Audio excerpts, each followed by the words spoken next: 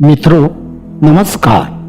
हमारे साथ ऐसा क्यों होता है कि हम करना चाहते हैं कुछ और लेकिन होता है कुछ और। ऐसे कई अनुभव है कि हर एक के जीवन में घटित होते हैं और बार बार होते रहते हैं, लेकिन कुछ समय बाद हमें यह एहसास होता है कि जो भी हुआ है वह अच्छे के लिए ही हुआ है। मनुष्य सोचता है कि वह सब कुछ स्वयं कर रहा है और कर सकता है, लेकिन वास्तव में परमात्मा की योजना के अनुसार ही सब घटित होता है, क्योंकि सृष्टि का नियोजन उनके हाथों में है। लेकिन जब भी कभी ऐसे होता है तब तो मन में एक सवाल उठता है कि हमारे साथ ही ऐसा क्यों। शायद यह सवाल आपके मन में भी कभी ना कभी आया ही होगा। अगर मेरे इस बात से आप सहमत हैं तो कमेंट्स में जरूर बताएं। लेकिन सोचिए कि क्या होगा अगर अचानक आपको पता चले कि जिस समस्या को आप अपनी सबसे बड़ी परेशानी समझ रहे थे वह वास्तव में ईश्वर की बहुत बड़ी योजना का एक छोटा सा हिस्सा था। चलिए एक पल के लिए यह सोचते हैं कि क्या होगा अगर आपको एक क्षण के लिए आपका पूरा भविष्य दिखाई दे। क्या यह हो सकता है? सुनने में अजीब लगाना, लेकिन ऐसे हुआ है अर्जुन के साथ। जब भगवान श्री कृष्ण ने अर्जुन को अपना विराट विश्व रूप दिखाया था। पिछले 10वें अध्याय में हमने देखा कि भगवान श्री कृष्ण ने अपनी दिव्य विभूतियों का वर्णन किया था। उन्हें सुनकर अर्जुन के मन में एक इच्छा उत्पन्न हुई। अर्जुन भगवान श्री कृष्ण से विनम्रता से निवेदन करते हैं कि हे प्रभु, मैं आपके उन दिव्य रूपों को अब सुन चुका हूँ। यदि आप मुझे योग्य समझे तो अब मैं आपके वास्तविक विश्व रूप का दर्शन करना चाहता हूँ। तब श्री कृष्ण कहते हैं कि सामान्य आंखों से उनका विश्व रूप नहीं देखा जा सकता, इसीलिए वे अर्जुन को एक दिव्य दृष्टि प्रदान करते हैं। जैसे ही अर्जुन को दिव्य दृष्टि मिलती है तो वे एक अद्भुत दृश्य देखते हैं। अर्जुन देखते हैं कि संपूर्ण ब्रह्मांड भगवान के शरीर में समाया हुआ है। सभी देवता, ऋषि, सिद्ध पुरुष उनके भीतर उपस्थित है। असंख्य मुख, नेत्र, भुजाएं और दिव्य आभूषण हैं। उनका तेज हजारों सूर्य के एक साथ उदित होने जैसा है। अर्जुन आश्चर्य, आनंद और विस्मय से भर जाते हैं, लेकिन कुछ क्षण में ही अर्जुन का भय दिखने लगता है, क्योंकि कुछ समय बाद अर्जुन देखते हैं कि भगवान के विशाल अग्निमय मुखों में सभी योद्धा प्रवेश कर रहे हैं। भीष्म, द्रोणाचार्य, कर्ण, कौरव सेना सभी उसके अपने मानो काल के मुख में समा रहे हैं। अर्जुन भयभीत होकर पूछते हैं, हे प्रभु, इस भयंकर रूप में आप कौन हैं? तब भगवान उत्तर देते हैं, मैं काल हूँ, संसार का विनाश करने वाला काल। भगवान बताते हैं कि युद्ध में जिन योद्धाओं का अंत होना है वह पहले ही निश्चित हो चुका है। तुम केवल भगवान के कार्य को पूरा करने का एक माध्यम हो।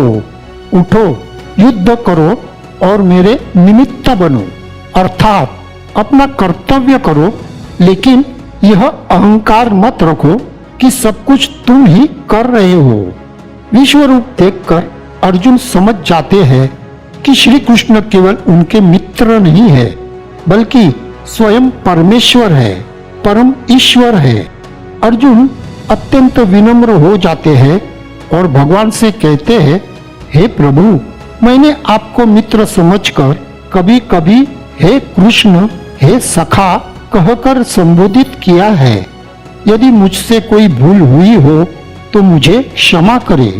अर्जुन भयभीत होकर भगवान श्री कृष्ण से प्रार्थना करते हैं कि वे पुनः अपना मधुर और सौम्य रूप दिखाए।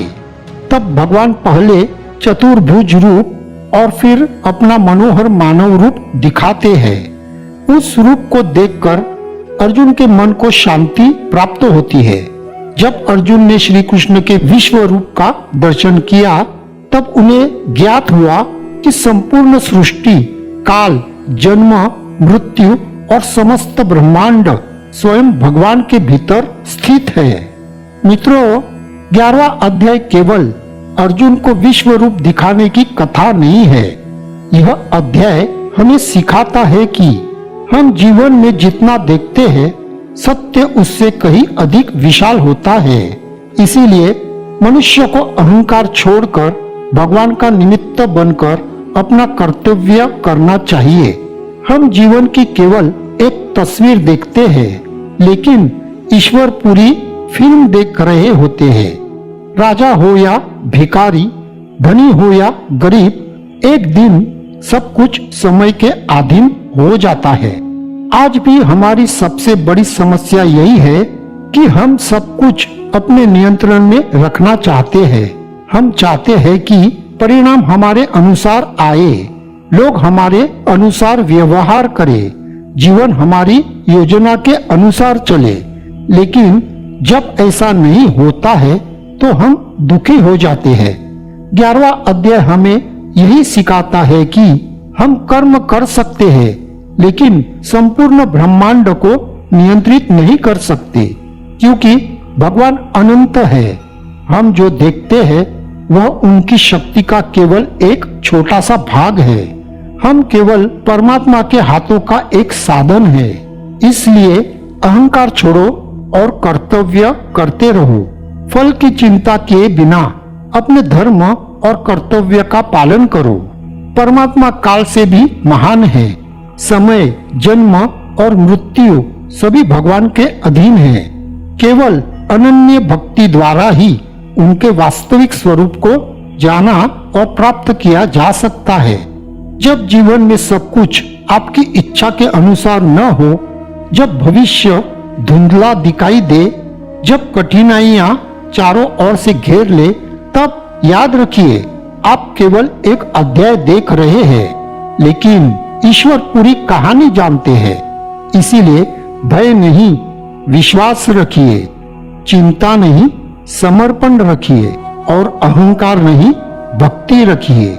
क्योंकि जब हम स्वयं को ईश्वर के हाथों में सौंप देते हैं, तब जीवन का सबसे बड़ा बोझ उतर जाता है। यही है 11वें अध्याय का सबसे बड़ा संदेश।